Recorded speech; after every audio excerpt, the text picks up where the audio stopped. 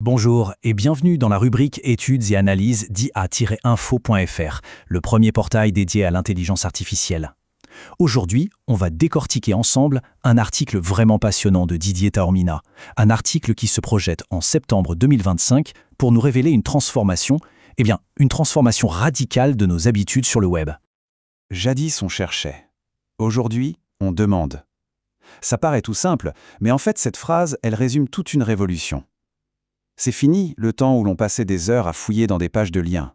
Maintenant, hop, on pose directement la question à une intelligence artificielle et on a une réponse là, tout de suite, bien synthétisée. C'est un changement de paradigme complet dans notre façon de chercher l'info. Et ce changement, il a des conséquences chiffrées qui sont franchement spectaculaires.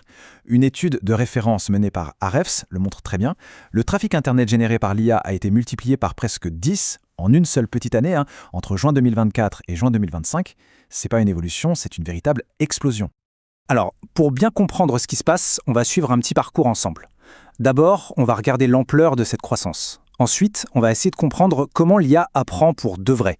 Après ça, on verra le cercle vicieux économique qui est en train de se créer, les risques que ça implique, et puis on terminera sur une note plus positive avec des pistes pour un avenir un peu plus maîtrisé. Allez, on plonge tout de suite dans le vif du sujet. Avant de parler des pourquoi et des comment, il faut vraiment prendre la mesure de cette vague. Quelle est l'ampleur réelle de cette révolution du trafic ? Alors, ce nouveau trafic, il n'est pas du tout réparti équitablement. En fait, il y a un acteur qui domine tout, mais alors de très très loin, ChatGPT. Il aspire à lui tout seul plus de 80% de tout ce flux. Derrière, on trouve des concurrents comme Copilot ou Gemini, mais ils sont vraiment à la traîne.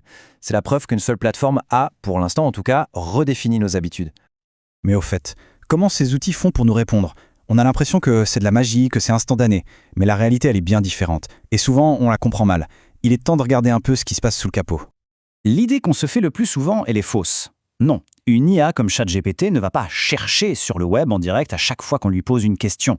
En réalité, elle va puiser ses réponses dans une sorte de gigantesque mémoire, une base de connaissances qui a été construite bien avant, pendant une phase d'entraînement sur des milliards de données. Et cette mémoire, comment elle se remplit ?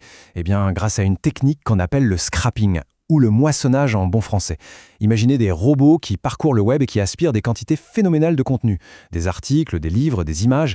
Le truc, c'est que la plupart du temps, c'est fait sans demander la permission des créateurs. Et ça, évidemment, ça ouvre un débat énorme sur la propriété intellectuelle. Le point vraiment crucial à retenir ici, c'est que les connaissances de l'IA sont datées. Elles sont figées, comme une photo prise à un instant T au moment de son dernier entraînement. Donc par défaut, elle ne peut pas connaître les toutes dernières actualités. C'est une limite super importante à toujours garder en tête. Bon, maintenant qu'on sait que l'IA se nourrit de contenus qui existent déjà, une question logique se pose. Qu'est-ce qu'il advient de ceux qui créent ces contenus ? Parce que cette nouvelle manière d'accéder à l'info, elle menace directement tout le modèle économique du web tel qu'on le connaît. Et c'est là qu'on entre dans ce qu'on peut appeler un véritable cercle vicieux. C'est simple, l'IA nous donne une réponse directe, donc on n'a plus besoin de cliquer sur les liens vers les sites d'origine. La conséquence, ces sites perdent du trafic et donc des revenus publicitaires ou par abonnement. Avec moins d'argent, ils produisent moins de contenu de qualité, ce même contenu qui est pourtant la nourriture indispensable des futures IA. On voit le problème. L'article le résume d'ailleurs parfaitement. Je cite « On risque un écosystème dominé par quelques plateformes au détriment de la pluralité et de la critique. Le danger, à la fin, c'est un appauvrissement général de l'information, une centralisation du savoir entre quelques mains et une perte de la diversité des points de vue. » Mais les risques ne sont pas que économiques, loin de là. Ils touchent au cœur même de l'information et de la confiance qu'on peut lui accorder. C'est ce qu'on appelle l'effet boîte noire. Le fait de recevoir une réponse qui a l'air super bien écrite, très affirmée, ça peut nous faire oublier des choses essentielles. L'IA peut se tromper, elle peut propager des infos fausses ou simplement périmer, elle peut aussi amplifier les biais qui étaient déjà présents dans les données qu'elle a ingérées, et surtout, elle ne cite pas toujours ses sources, ce qui rend toute vérification, et donc tout esprit critique, quasiment impossible. Bon, face à ces défis qui sont quand même immenses, on pourrait se dire que le tableau est bien sombre. Mais l'article ne s'arrête pas au constat. Il propose aussi des pistes, des solutions pour qu'on puisse construire un avenir où cette technologie soit réellement maîtrisée et bénéfique. En gros, 4 piliers semblent se dessiner. D'abord, la transparence. Il faut savoir comment ces IA sont entraînées.